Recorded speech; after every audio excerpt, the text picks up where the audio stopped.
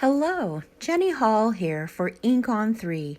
Today I'm excited to share a blog hop. This is a collaboration with Ink on 3 and Kat Scrappiness.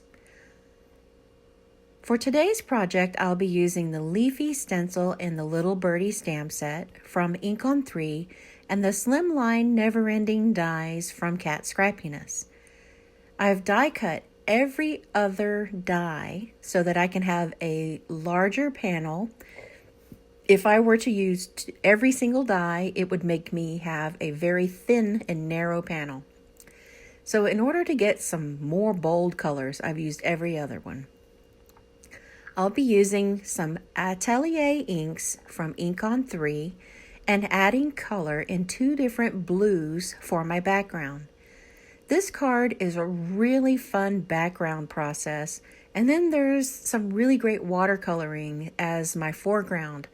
And so the video is a little bit longer, but I thought you would really enjoy seeing the process.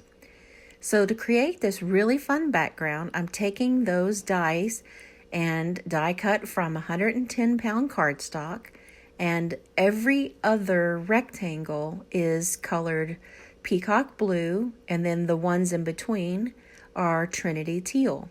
So the blue and the teal colors are going on really heavy and being very concentrated. I'm making sure that I give this a lot of color because I want the color to come back up and lighten up significantly in a few areas. So there's a couple of different ways we use this stencil. First one is to take a damp paper towel, spritz it with water, just get it nice and wet, and dab up some of the color through the stencil, and that's going to leave me with darker areas that have the stencil design. Or you can spray directly on the cardstock paper, as you see here, and that's going to get more water on that paper, and then dab it up with a drier paper towel. The inks from Ink on 3, that is the Atelier inks, are water reactive. So they are going to come up a little easier than maybe some other inks would. And they leave a beautiful design behind. Now I've sprayed some more water and just tried to get a lighter shade of blue going here, and it worked out perfectly. Our background's almost finished. I couldn't resist using some liquid pixie dust, and I'm putting it through that stencil in order to keep some areas with less splatter than others. The background, when the card is dry and finished, is very, very shiny in certain spots, and it just came out so beautiful. The leafy pattern of the stencil is so pretty, and it just shows through so nicely. So it's a really dimensional background. Now I'm going to create the pieces for the foreground, and this is a new stamp set from Ink on 3 called Little Birdie. And if you follow my channel, you know that I have a weakness for bird stamps. I'm a big fan of birds and bird watching, and this is now my new favorite stamp set.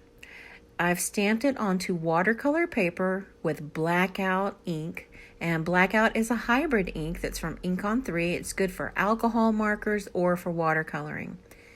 After I stamped it, while the ink was still wet, I sprinkled on some clear embossing powder, and I heat set it so that it will help me to set my images easier for watercoloring. I have a porcelain palette here that I'm just putting a drop of the ink refills. These are the Atelier inks, and I've shaken the bottle really well first. These are not dye inks, and so it's not just like colored water. There's chemicals in here that need to be shaken up, so make sure that you shake your ink refills really well. I'll be doing some super simple watercoloring. But I can't make it so simple that I don't let this stamp set really shine through. But it is going to be simple enough, I think, that you'll have no trouble following along. First thing I'm doing is flooding the image with some water. Once the image is watered, then I can easily bring some of that ink refill, or you can call it liquid watercolor, and bring it with my wet brush over to the image. Now, when the paint or the ink hits the water, it dilutes and the water pulls it around. And you can see on the bird's chest, I didn't color that center section at all.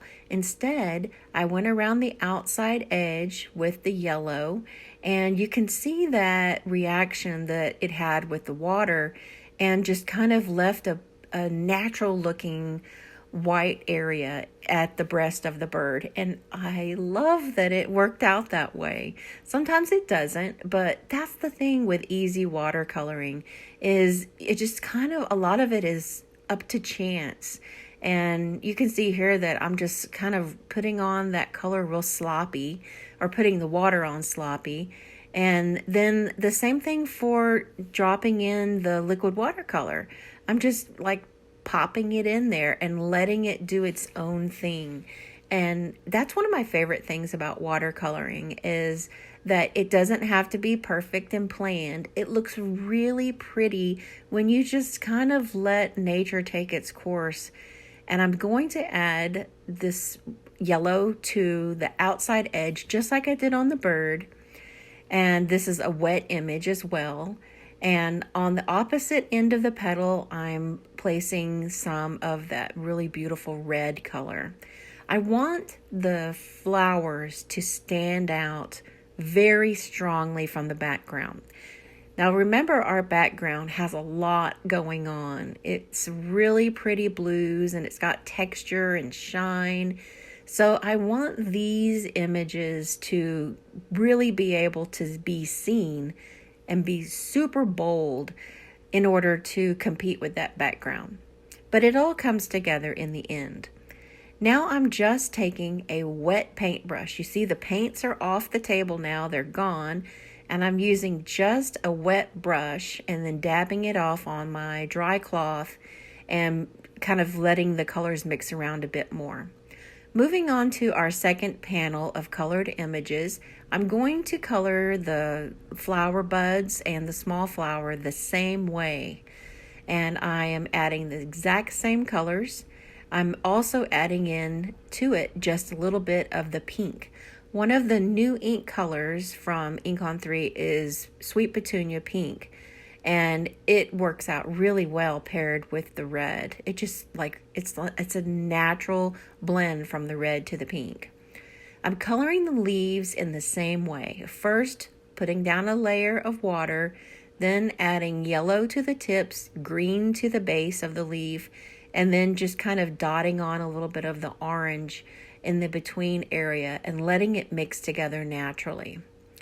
Moving on to the little twig and berries, I've wet the image, and because it is heat embossed, the color is going to stay right there in that area. And it works out perfectly. Now I'm going to go back and color in that branch that I forgot to color in the first time. And I will make sure that these images are nice and dry before I cut them out. There's not a coordinating die set yet. You could use your scan and cut for these, or if you're like me, then you really like to fussy cut. I'm going to cut my card base for this card. This is a Slimline card, and I cut my card bases to 7 inches by 8.5, and I score it at the 3.5 inch mark. After it's scored, I'm going to use a panel, and this is a piece that was left over from cutting the card base because it ends up being just the right size. And I'm going to lay those pieces that were die cut with the Kat Scrappiness die right back in there. What I really like about the die set from Kat Scrappiness is that this is a really good sized frame or a good sized slimline rectangle. But remember, I didn't use every single one. I did every other die. And so it's a really versatile set. In fact, it's so versatile that I used the smallest die in the set in order to cut the sentiment, which is, I'm going to show you that coming up on camera soon. Seeing different ways to use a die set is always inspiring for me in my crafting. So I'm going to take this panel, remember this one is 3.5 by 8.5, and place it on my folded card base, and there is a really nice strong card. Now I'm going to take those fussy cut images and use a black long tipped marker along the edge to make sure that I didn't get any areas when I fussy cut that stayed a little bit more white than they should have. I'm going to place some of the different die cuts around, and there's that gorgeous little bird. Oh, I just love that little bird. So be on the lookout for lots more projects with this stamp set. It's called Little Birdie, and there's no coordinating dies, so you can stamp it directly down to a card and color it on your card, or do like me and fussy cut. I noticed that there were a few areas that ended up drying white on the flower, so I pulled that palette of watercolors back out and filled that back in with a wet brush. Now I'm using that same blackout ink, but on a piece of 80-pound cardstock, so this is a much lighter weight. And here is that littlest die from Kat Scrappiness. And look at it, it's perfect.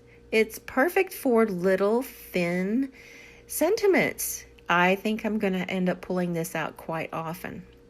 I'm going to fussy cut around the larger word, and that way it's going to be an image that kind of stands out.